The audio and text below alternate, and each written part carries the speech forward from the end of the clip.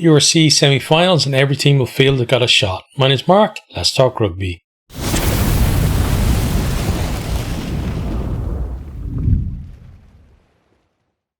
Okay, so before we talk about the semi-finals themselves, let's just quickly recap the scores from the quarterfinals. So first quarterfinal was on Friday. It was Glasgow Warriors 36, DHL Stormers 18. Then there's 3 games on the Saturday. First one was Vodacom Bulls 42, Edinburgh 33. Next, Leinster 33, Scarlets 21. And then finally, Hollywoodbets Sharks 24, Munster 24, and that crazy kicking competition to decide things and the Sharks going through.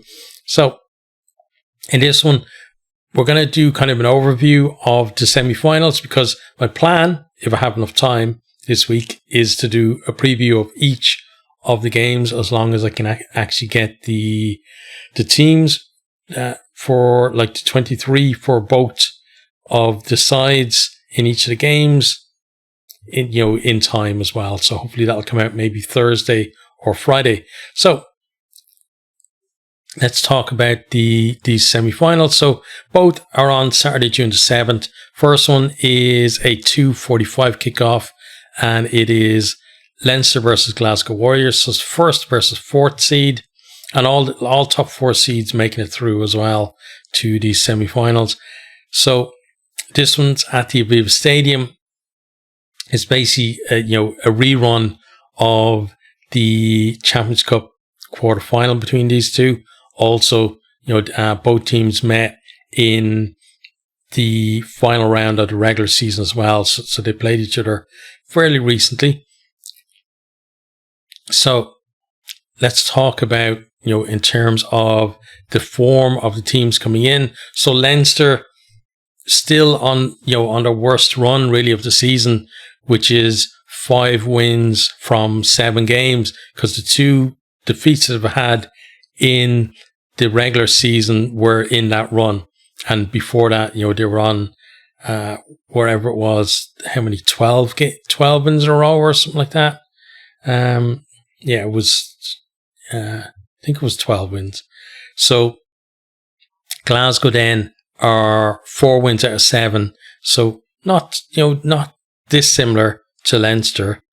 But again, it's been Leinster's worst run, and Leinster, losing form at completely the wrong time of the year. Glasgow, they had a dip in their form, starting to come back now though, and certainly if you look at their quarterfinals, Glasgow far more impressive than Leinster. But let's look at the sequences for them. So Leinster, in their sequence, lost against the Bulls by a point. Then they beat the Sharks by 3. Then after their South African tour, they come back to Ireland and they beat Ulster by 24. Then they lost to Scarlets by 13. They beat Zebra by 71. Then they beat Glasgow by 8. And then they beat the Scarlets in the quarterfinals by 12. Glasgow, their run then, 3 wins on the bounce. First, Munster by 3. Then the Lions by 42. And Zebra by 8. Then 3 losses on the bounce. Bulls by 7. Then Benetton Rugby by 26. That was a really poor performance from them. Then Leinster by 8. Certainly an improved performance against Leinster there. And then far better against the Stormers, winning by 18 points in that quarterfinal. So, good trajectory for them, especially compared to Leinster, who've been stuttering at this stage of the season as well. So Leinster, I think, have to find a lot more than they produced in their quarterfinal. Glasgow may have to step things up as well. They did look good, especially the attack against the Stormers, and we saw Scarlets causing that Leinster defence all kinds of problems, and this Glasgow attack, is really good at exploiting space. So if Leinster don't fix their problems in defence, Glasgow could make hay with the salt shines in that game as well. So, one of the things to talk about, I think, in this game as well is, the fact that Leinster, they've gone into every season of the URC as the favourites. they've, topped the league for most of the season, and then almost always they drop off towards this part of the season in the URC. So they're in the semi-final. They've never made a final, so if they win this game, it'll actually be their first final of the URC. Obviously, in previous iterations of this competition, they've been in plenty of finals and lifted a trophy, but not in the format of the URC. Glasgow, they were at the final last year. They had to win away in Ireland, albeit against Munster on their way as well to that final. So they know how to do things the hard way, how to do it on the road in this competition. And for me, Leinster, one of the problems is the Leinster main team that we're seeing now being picked for this competition. They're not used to dealing with adversity in this competition, especially because whenever they've had close games or they had to go down to South Africa, mainly it's been, void of their Irish internationals, or the bulk of their Irish internationals, especially the more established. So, that game they lost against the Bulls, they did have Snyman, Slimani and Barrett in the ranks for that one, but then they came back to Ireland before that win against the Sharks. So, they weren't involved in that win down in South Africa there. And often, actually this year they send a stronger squad to South Africa than they have in any other of the other years. But normally at this point, they've in the last three or 4 years, they've been in the Champions Cup final, and they've semi-finals. They haven't played a full team in a semi-final, and especially not a quarter-final the way they did against the Scarlets. Imagine if they had been, in the Champions Cup final, and they put a weakened side out against the Scarlets, they would have been out already. That's how poor Leinster have been. But a lot of improvement needed from them. It's going to be interesting to see how, in terms of selection, where it's going to lie. Is it going to be just pick the guys who on paper are the best team, or will some of the players who have actually stepped up and performed this year and maybe aren't, the first choice necessarily for certain positions, are they going to get a shot in this? It's going to be interesting to see what happens with that. On the Glasgow side of things then, as I said, backline was absolutely amazing against the Stormers. You had the likes of Tuipulotu and McDowell in midfield. No Hugh Jones, but those two, McDowell has done really well, filling in. And the same with Mackay as well at full back. Then the two wings, like very underrated wingers, Kyle Rowe and Kyle Stain. The Edinburgh wingers are always the ones you kind of think about when you think about Scotland, but those two guys, they're pretty handy themselves as well. And then Tom Jordan, brilliant. You got Horn there as well, and even like in the pack as well. I thought, not just the starting pack as well. I think Muncaster come off the bench, and he's a guy who really has, I think, a really bright future ahead of him as well. So some brilliant performance from them. Leinster, it was difficult to pick out good performers, honestly, over the 80 minutes against the Scarlets, because again, they played in patches, but even though they scored 4 tries, the attack, I thought, was still poor, like very disjointed and not enough options, and very few actual phases before they would kick the ball away. And no real control around it either. I thought Prendergast was very poor in terms of game management and, just creating opportunities as well. So definitely going to step up in that regard. And then, set piece wasn't great either. So they're going to fix that too for this game. Glasgow, their scrum was under pressure against the Stormers. We don't normally see that from them. So I think the scrum is going to be an interesting contest between these two, because both have scrums that can on their day, be dominant. But, as I said, Glasgow struggled against the Stormers in that regard.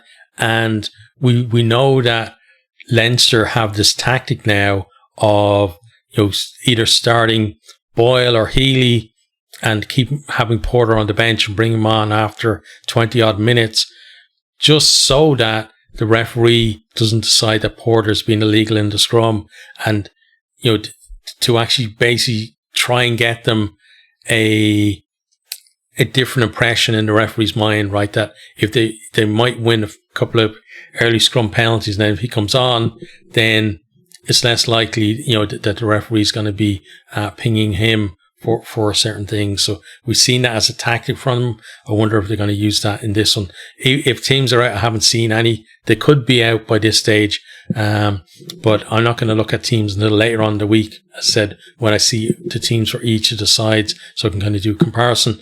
But yeah, that's that semi-final there. I've got to make a prediction. My head says that Glasgow are in far better form and they probably will win it, but I'm a Leinster fan, so I'm going to back Leinster for this one, but it's going to be a tight one, and Leinster to make their first final, but again, going to have to be much improved if they are going to do that. Okay, on to the other semi-final then. So you got the Vodacom Bulls versus the Hollywoodbets Sharks. This is a 5:15 kickoff, and it's at Loftus Versfeld. So, the location of the final last year as well, because the Bulls are home for that. This is second versus third. So, on paper at least, it should be a closer contest than the first one. But I think it might actually be the other way around. Honestly, we'll see. But I have a feeling that it might actually be the other way around in terms of how the teams go, and we'll talk about that in a second. But let's talk about these two teams this year. So the Bulls and the Sharks, they played twice this year, and I'm just trying to find where the first one was. Was the first one? Yeah, the first one was back in round 8. So we're talking about a long time ago. That's around about Christmas time, right?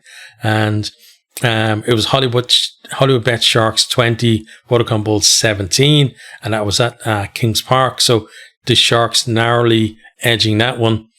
And then they played each other not long after in round 11, and it was Vodacom Bulls 19, Hollywoodbets Sharks 29, and that was at Loftus. So the Sharks have done the league double over the Bulls this year, and we've seen that the Sharks have put their focus completely on the URC this year. Last year they completely flipped it. The focus was on winning the Challenge Cup, and the URC was left by the wayside, and they finished, what was it, 13th in the league. I think they were down at 14th for much of the season. I think they just about scraped up to 13th by the final round. But yeah, poor season in the URC last year with a European trophy. This year, poor season in Europe. Is it going to be a URC trophy for them? Again, we're going to have to talk about that in a second.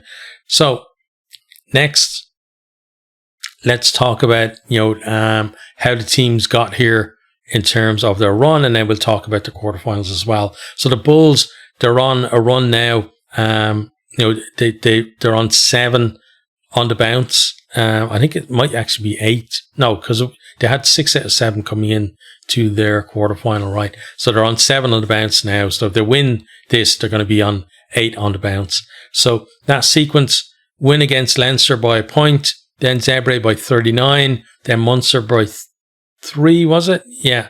Then the Warriors by 7, Cardiff by 24, Dragons by 40, and in that quarterfinal, Edinburgh by 9. And then the Sharks, they've had 5 wins, a draw, and a loss in their sequence. So they lost against Zebre by a point, beat Zebre by a point. My apologies. Then they lost to Leinster by 3 points.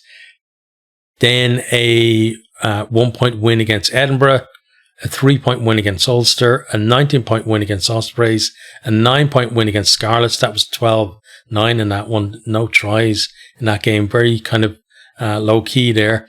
And in that,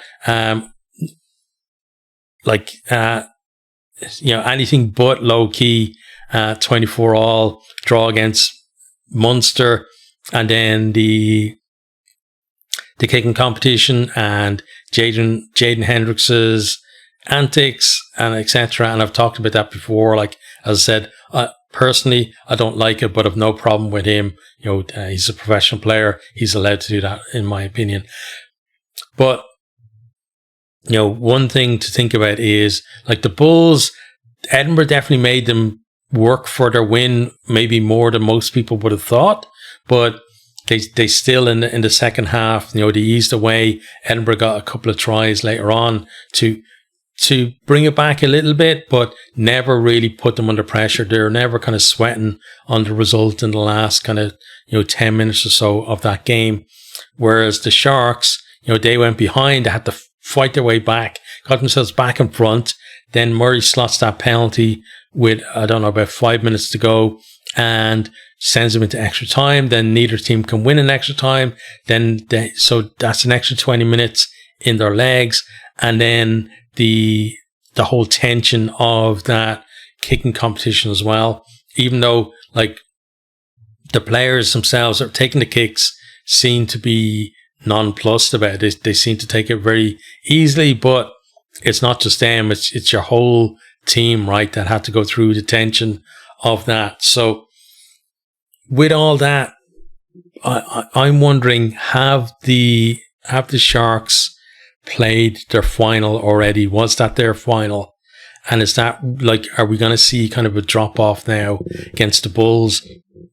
And the Bulls maybe, having to fight maybe for about 50 minutes or so, and then it'd be a case that's when for the Sharks, that all that extra rugby they had to play, and the fact that also it's a they played one of the later games as well themselves, and actually did they play the latest? Yeah, I think they played the latest game, right? The last game of the quarterfinals. So does that have an effect as well on them?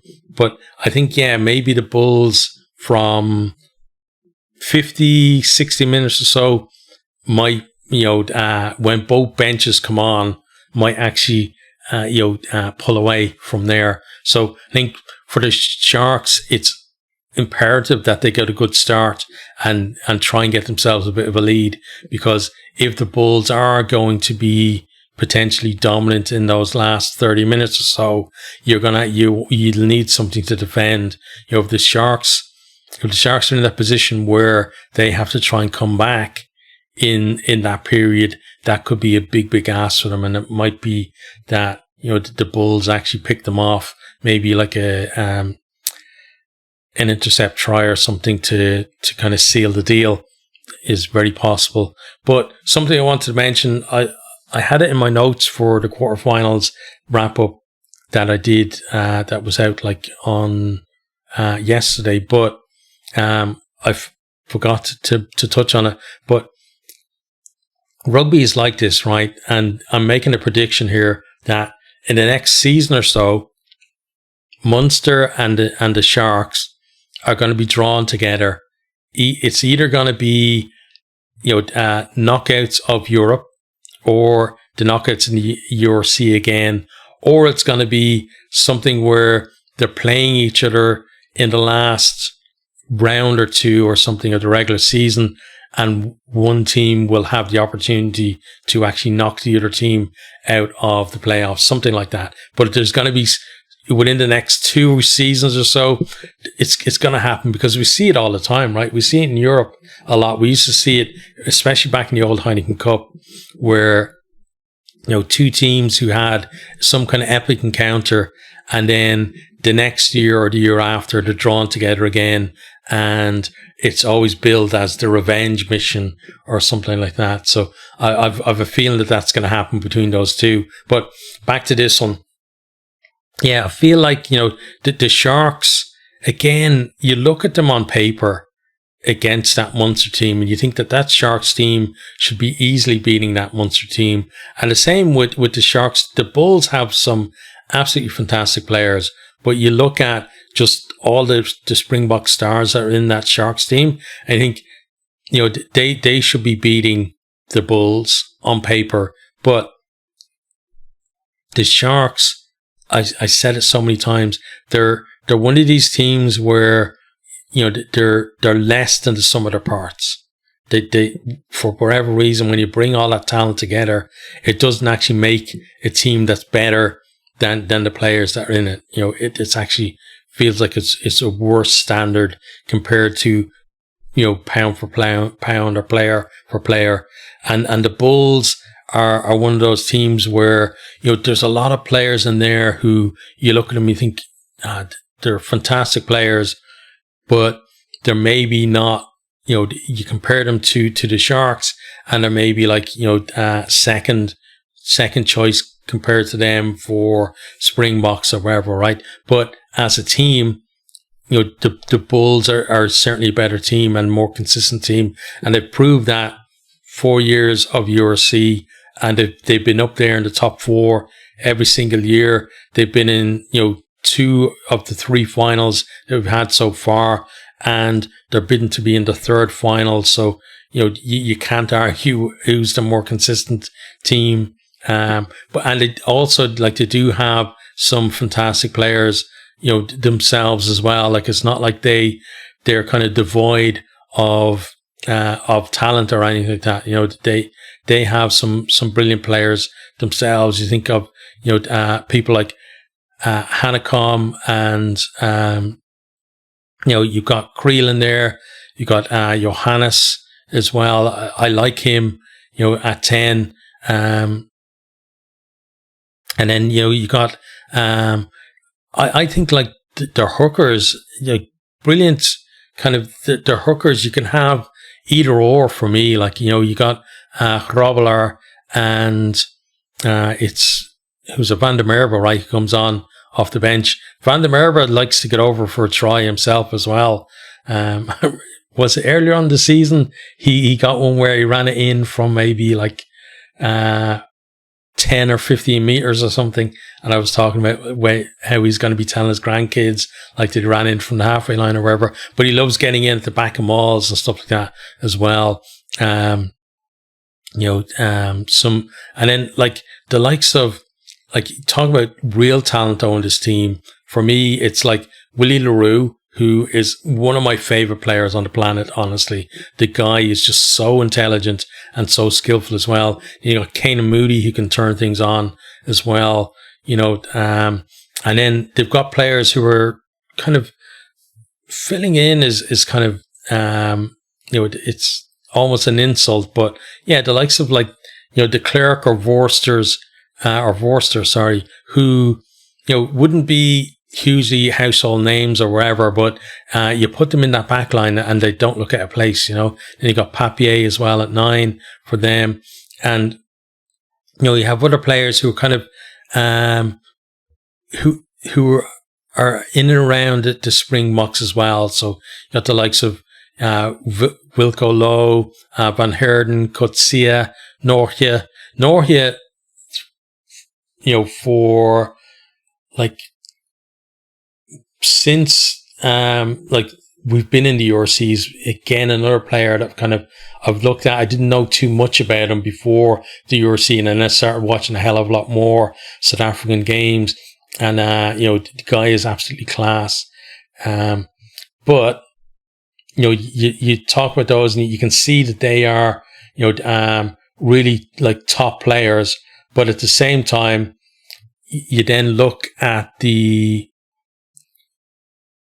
players that the Sharks can field, and it's kind of a different story there, right? if we think about the likes of, Khaleesi, you've got the, you've got, Esther Hazen in midfield. You got, Yukanyoam in there as well. But you've also got, brilliant young players as well. The likes of Ethan Hooker, for me, has been their best player all season, and he's another one where if you're from the Northern Hemisphere, you probably don't know too much about him. But this season, the guy has been absolutely on fire. And you think about being in that, back line with Jaden and Jordan Hendrickson, you got Mapimpi, and you got, Mapimpi and Fassi, and we talked about Esther Hazen and Am there as well. And Ethan Hooker is just the guy who kind of fills in, right?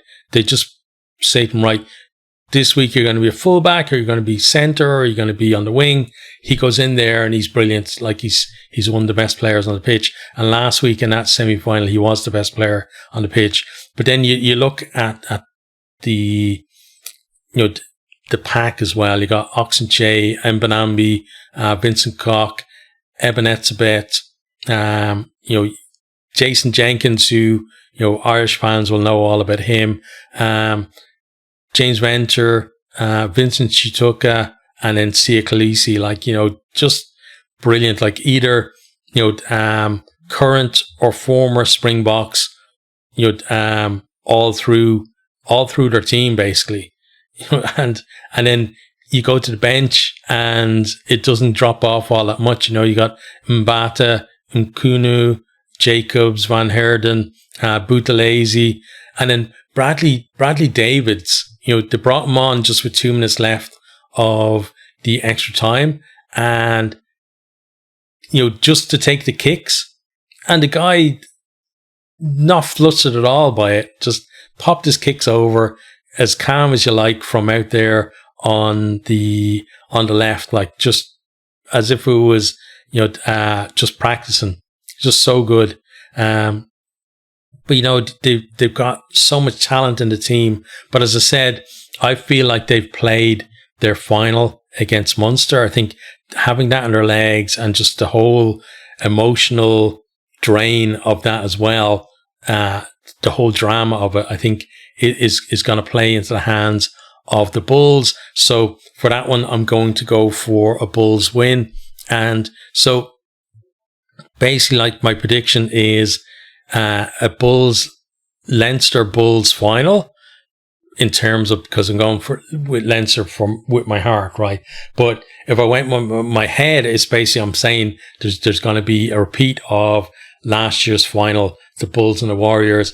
And again, we talk about before rugby throwing teams back together after things like that. That would be the ultimate revenge mission, right? For the Bulls would be to get their hands, first of all, get revenge for that defeat against Glasgow at Loftus last year in the final, but then that allowing them to get their hands finally on the URC trophy. Because for me, they're over the 4 seasons now that we've had of the URC, they're the best team who have not lifted the trophy.